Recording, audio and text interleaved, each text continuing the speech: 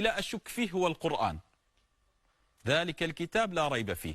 وللعلم أشك بكل كتاب دون القرآن حتى البخاري ومسلم. مرحبا وأهلا وسهلا بكم في برنامجكم من رحيق الإيمان.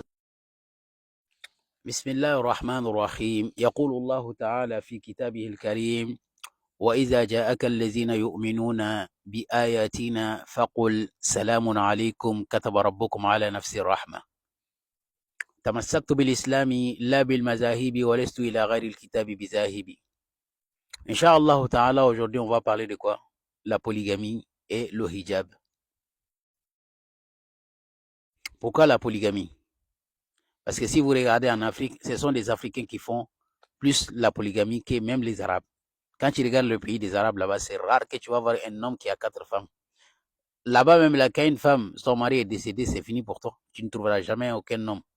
Mais chez nous, en Afrique, là-bas, tu les vois, les imams en train de les inciter à aller prendre 4 femmes au lieu de les inciter à aller chercher un boulot.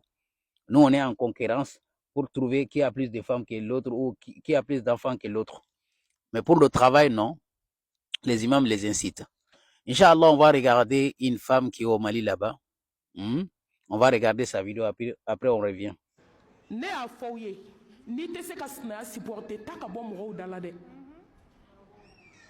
La porte est grandement ouverte.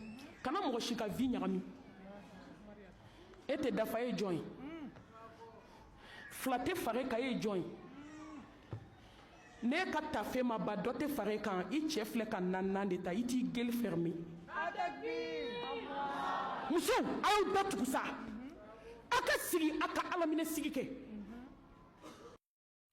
Voilà, cette dame-là, elle est en train de dire aux autres femmes qui n'acceptent pas d'avoir des co-épouses, qui n'ont qu'à fermer leur gueule, et celles qui sont autour d'elle, en train de dire Allah Akbar. Quelqu'un est en train d'insulter, vous dites Allah Akbar au même moment. C'est pour ça que j'ai dit, ces gens-là, ils ont besoin de médicaments pour qu'on les soigne. Comme si cette dame-là est en train de parler, comme si Allah a obligé aux femmes d'accepter la polygamie. Allah n'a même pas dit aux hommes de prendre plusieurs femmes, surtout les femmes doivent accepter. On va t'expliquer en tant qu'une femme qui n'a rien compris dans l'islam. Cette dame-là, elle est au Mali là-bas, les gens pensent qu'elle comprend quelque chose dans la religion. On va regarder la cause même là pourquoi Allah a dit de prendre 2 ou 3 femmes. C'est dans le Coran. Surat 4, verset 127. Quand Allah dit ils vont te consulter ce qu'Allah a décrété au sujet des femmes. Si tu regardes ce verset-là, tu vas voir que là-bas, il y avait des gens qui escroquaient la dot des femmes orphelines. Donc, comme ils escroquaient, ils ne donnent pas réellement ce qu'Allah a dit de donner comme dot, ils escroquent leur dot. Alors, à cause de ça, Allah a dit, surat 4, verset 3, si vous craignez d'être injuste, si vous savez que vous ne pouvez pas être équitable envers les femmes orphelines là, Allah vous donne l'autorisation de laisser ces femmes orphelines là, d'aller épouser la femme que vous voulez, 2 ou 3 ou 4, comme vous voulez.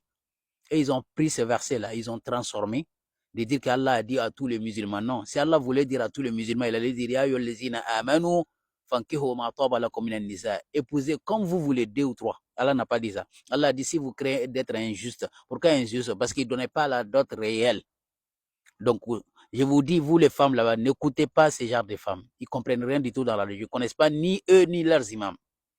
Donc, tu as le droit. Si vous voulez, si tu veux épouser un homme, il faut le demander. Si tu n'acceptes pas la polygamie, tu as le droit. Ce n'est pas si tu dis non, tu n'auras pas de péché. Tu comprends? Donc, n'écoutez pas ces gens-là. Il y a et puis, ce sont des Africains seulement qui sont dans ce sujet-là. Tu vois jamais les Arabes en train de parler de ça. Parce qu'eux-mêmes, ils ne font pas. Allah a dit, mais si tu regardes leur pays, ils ne font pas. Non, c'est pas grave. On va rentrer aussi également dans le hijab. Donc, il veut que notre femme soit ainsi dans cette vidéo-là que tu vas voir.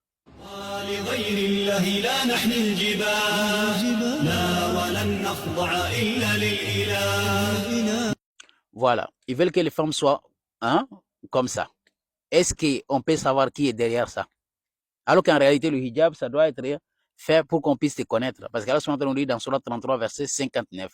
Il a dit, Ya nabi, qul li azwajika wa banatika wa nisa'il mu'minin yudnina alayhina min jalabibi. Zalika adna yurafna. Et il sera ensuite reconnu.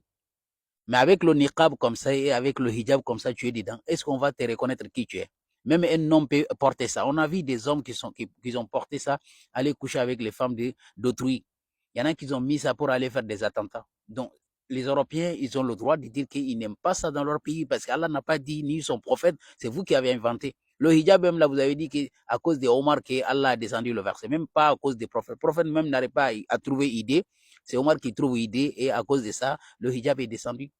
Mais, alors que nos femmes là, africaines là-bas, ils s'habillaient correctement. On regarde cette vidéo, c'est ça une bonne manière qu'une femme africaine doit s'habiller.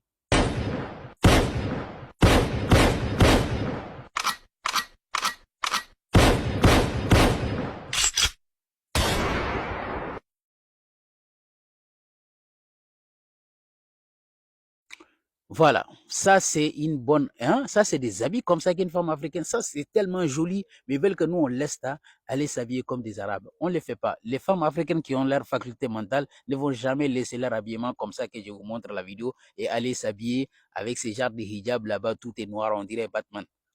Non, et le mot hijab même là dans le Coran n'a aucun rapport avec le voile. Je peux vous citer plusieurs sourates. Sourate 17 verset 45, Allah subhanahu wa ta'ala dit là-bas. وإذا قرأت القرآن جعلنا بينك وبين الذين لا يؤمنون بالآخرة حجابا مستورا. Quand il récite le Coran et comprendre, Allah mettra entre toi et les gens qui ne croient pas Yom al-Qiyamati un voile, une barrière. Ça n'a rien à voir avec un habit. Et si on regarde aussi également Sourate 42 verset 51, Allah subhanahu wa ta'ala dit وما كان لبشر أن يكلمه الله إلا وحيا أو من وراء حجاب. Il n'appartient pas à un être humain qu'Allah te parle directement, sauf par la révélation, ou il te parle derrière derrière une barrière, comme il a fait à Moussa. Moussa lui a parlé, mais derrière quelque chose qu'il ne peut pas voir Allah. Ça, encore, ça n'a aucun rapport avec un habillement.